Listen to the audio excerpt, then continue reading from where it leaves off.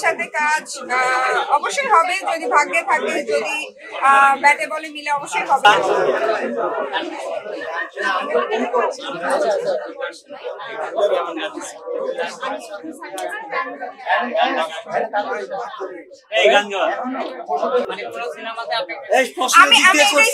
আমি এটাই চিন্তা করছিলাম যে এখনো শাকিব খান প্রসঙ্গ কেউ আনে নাই কেন, মানে ইন্টারভিউ মানেই শাকিব খান হয়ে গেছে এখন।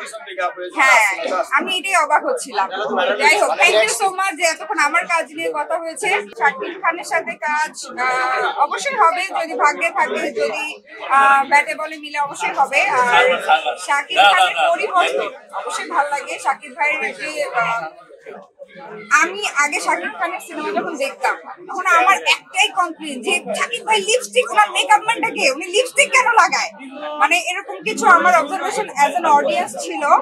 এখন ওনার লুক যেভাবে চেঞ্জ হচ্ছে এবং প্রতিটা সিনেমাতে উনি এক একটা লুক, যেমন সোলজারের সম্ভবত উনি বোক রেখেছেন, তো এক একটা সিনেমায় ওনার এক একটা লুক, এতদিনে সে একজন পারফেক্ট সুপারস্টার হয়েছেন। এবং সিনেমাতে যে আলাদা আলাদা লুক নিতে হয়, লুক নিয়ে এক্সপেরিমেন্ট করতে হয়, আমাদের সুপারস্টার এটা ভালোভাবে বুঝে গেছে এবং আমি সেটা সাধুবাদ জানাই। আমি চাই যে উনি এরকম নতুন নতুন ক্যারেক্টার, নতুন নতুন কাজ আমাদেরকে উপহার দেন। না, আমরা যখন একজনের সাথে কাজ করি আরেক সরকার আমাকে নিবে না। এটা বুটের প্রফেশনাল না, প্রফেশনাল এটা নষ্ট করে, এটা ইনভলভ করে, পলিটিক্স করতে বাধ্য করে, এটা একদম ঠিক।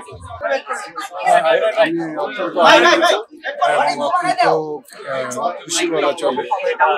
জীবনের আমার অনেকবারই আমি চলচ্চিত্র থেকে শুরু করে বাইরের অনেক পেয়েছি, পুরস্কার পেয়েছি। তবে আজকের পুরস্কারটা অনুষ্ঠান যেটা ছিল সেটা আমার জন্য একটা স্পেশাল ছিল, এই কারণের জন্য যে আজকে আমার স্ত্রীকেও এখানে পুরস্কৃত করা হয়েছে, প্রফেসর ডক্টর জিনাতকে, এবং আমার ছেলে শর্ট ফিল্ম মেকার যে বিদেশে পুরস্কৃত হয়েছে তার ছবি, যেটা বাংলাদেশে খুব বেশি একটা প্রচার হয়নি, কিন্তু আজকের অনুষ্ঠান থেকে তাকেও পুরস্কার দেওয়া হয়েছে। এই তিনজন মিলে একসাথে আমার ছোট সংসারে সবাই মিলে যে পুরস্কার পেয়েছি, এটা আমার জীবনের জন্য একটা প্রচন্ড আনন্দের দিন এবং এটা আমি চিরজীবন স্মরণ রাখবো।